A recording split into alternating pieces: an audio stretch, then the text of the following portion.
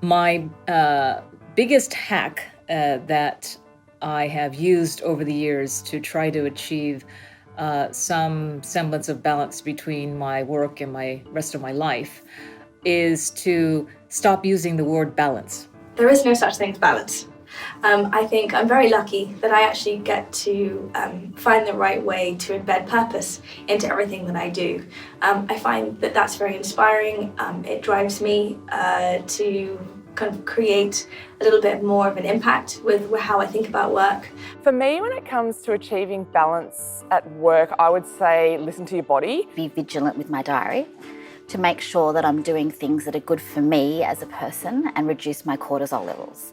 I have to be vigilant with diary management, realise that there's always something else to do but nothing more important to do than looking after myself.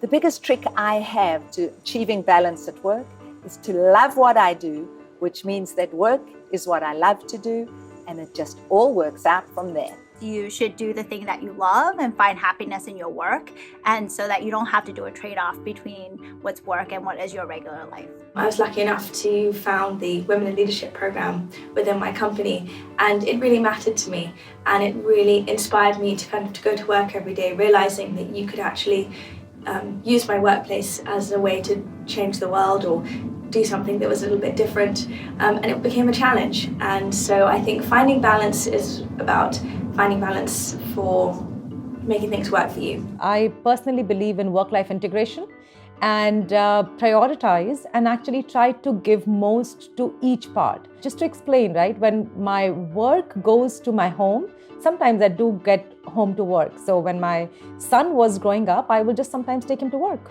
So yeah, worked out well. When you say balance life, that conjures up this image that I have to be 33% perfect career woman, 33% perfect mother, 33% perfect wife.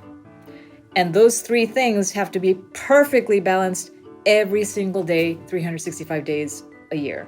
I think if you just think about it as not a perfect balance of those three roles, but whatever feels right at that given point in time, that is the right balance or equilibrium that one should have. And I think that rule saved me a lot of stress, or that substituting those words saved me a lot of stress and reduced the guilt.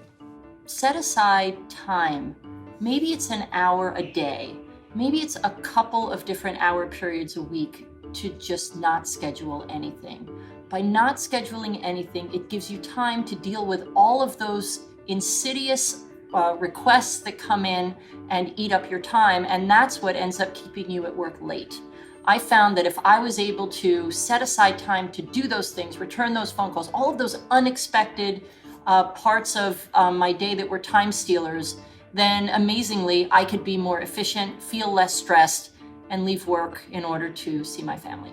When I wake up in the morning, if I'm feeling a little bit flat, I automatically know that that's a warning sign that I need to potentially get some more sleep the night before, or maybe take some extra time in that day just to do something for myself, whether it be an extra 10 minutes over lunch to have a bit of relaxation or meditation, or touching base with some of my support network, so calling my family and friends. I think your body is an amazing tool, and it's always regulating bits and pieces, and it's the first thing that's going to let you know that things are going wrong.